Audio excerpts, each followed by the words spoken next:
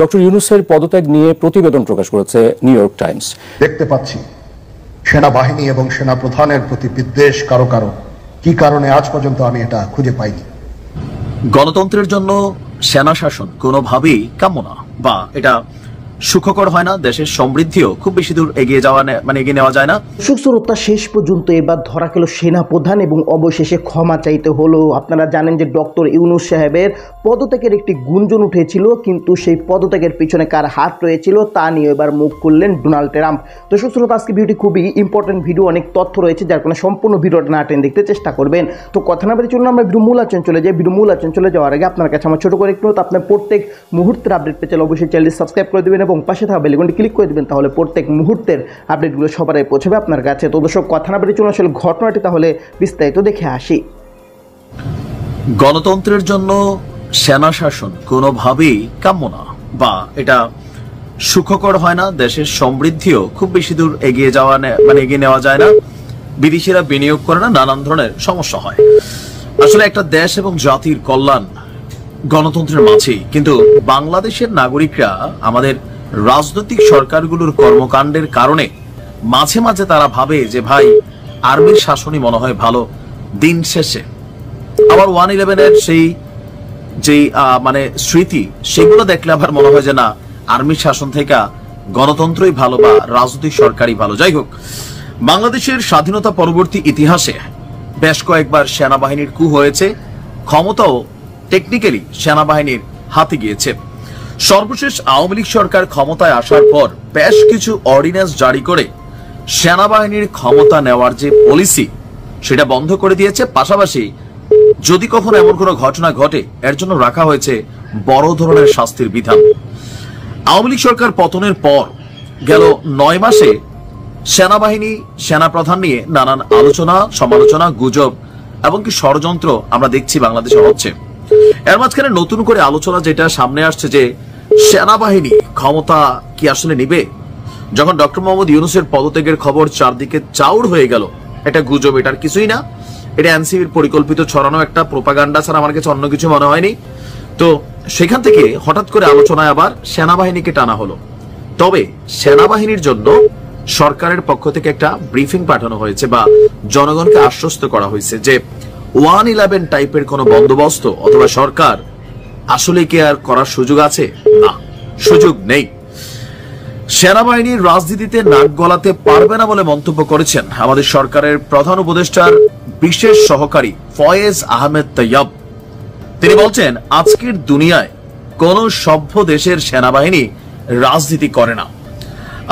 তার ফেসবুক এক স্ট্যাটাসে তিনি বলছেন যে সেনাবাহিনীকে প্রাপ্য সম্মান দেখাতে হবে, আস্থায় রাখতে হবে।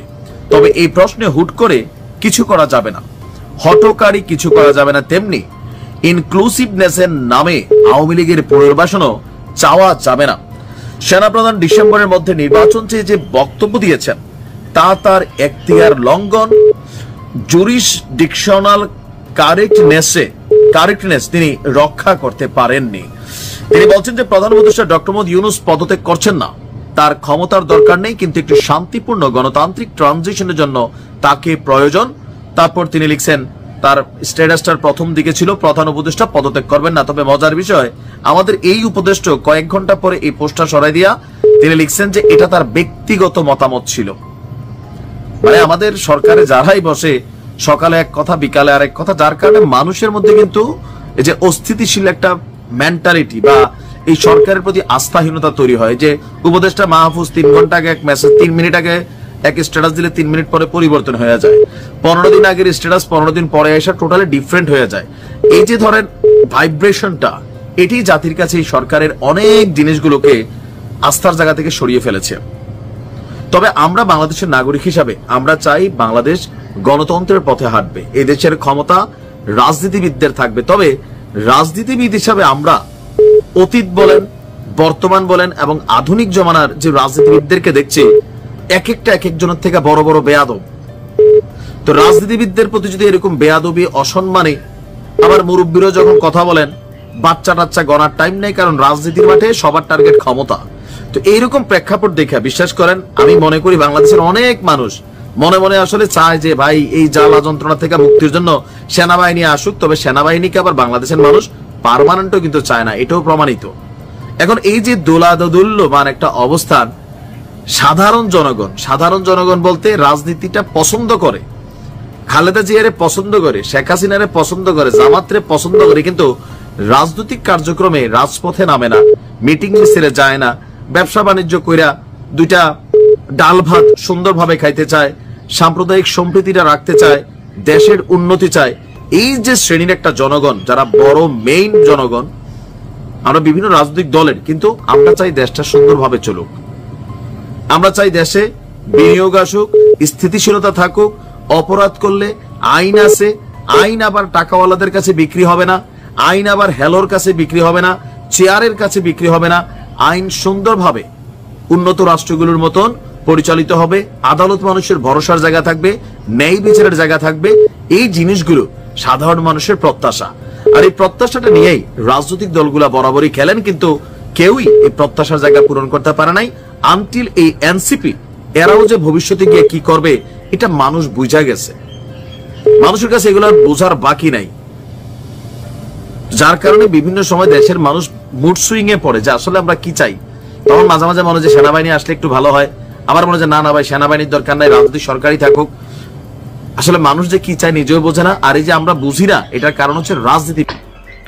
তো দর্শক, আপনার এই ভিডিওটি দেখলেন, ভিডিও দেখে যদি আপনার কোনো মন্তব্য থাকে তাহলে অবশ্যই কমেন্ট বক্সে কমেন্ট আপনার মূল্যবান মন্তব্য জানিয়ে দিবেন। দর্শক, এখন আমরা পরবর্তী একটি ভিডিও দেখবো, যেটা দ্বারা আমরা আরো কিছু তথ্য আমরা জানতে পারবো। দর্শক, চলুন আমরা সেই ভিডিওটি বিস্তারিত দেখে আসি। ডক্টর ইউনূসের পদত্যাগ নিয়ে প্রতিবেদন প্রকাশ করেছে নিউ ইয়র্ক টাইমস।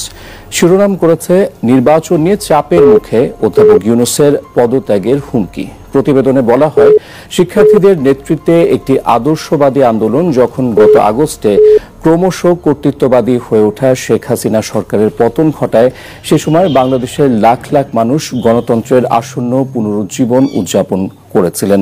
এরপর 9 মাস হতে চললেও অন্তর্বর্তী সরকার সবাইকে হতাশ করেছে, যারা দ্রুত নতুন নেতৃত্ব নির্বাচন করতে চেয়েছিলেন। এখন দেশটির খ্যাতিমান নেতা, শান্তিতে নোবেল পুরস্কার বিজয়ী মোহাম্মদ ইউনূস হুমকি দিচ্ছেন যে যদি তাকে তার কাজ। আমি আপনাদের সতর্ক করে দিচ্ছি, পরে বলবেন যে আমি সতর্ক করিনি, আমি আপনাদের সতর্ক করে দিচ্ছি। আপনারা যদি নিজেদের মধ্যে ভেদাভেদ ভুলে একসাথে কাজ না করতে পারেন, নিজেরা যদি কাদা ছোড়াছুড়ি করেন, মারামারি কাটাকাটি করেন, এই দেশ এবং জাতির স্বাধীনতা সার্বভৌমত্ব বিপন্ন হবে। আমি আজকে বলে দিলাম, নাইলে আপনারা বলবেন যে আমি আপনাদের সতর্ক করিনি। আমি সতর্ক করে দিচ্ছি আপনাদের। আমার অন্য কোনো আকাঙ্ক্ষা নাই, আমার একটাই আকাঙ্ক্ষা, দেশ এবং জাতিটাকে একটা সুন্দর জায়গায় রেখে ছুটি করা। I had enough. Was last 7-8 months I had enough. আমি চাই দেশ এবং জাতিকে একটা সুন্দর জায়গায় রেখে আমরা সেনানিবাসে ফেরত আসবো। আরেকটা জরুরি বিষয় যেটা আমি ভাবলাম যে আপনাদের সাথে আমি শেয়ার করি, দেশের এই আইন শৃঙ্খলা পরিস্থিতি খারাপের পিছনে কিছু কারণ আছে। প্রথম কারণটা হচ্ছে যে আমরা নিজেরা হানাহানির মধ্যে ব্যস্ত, একজন আরেকজনের বিরুদ্ধে বিষোদ্গারে ব্যস্ত। এটা একটা চমৎকার সুযোগ অপরাধীদের জন্য।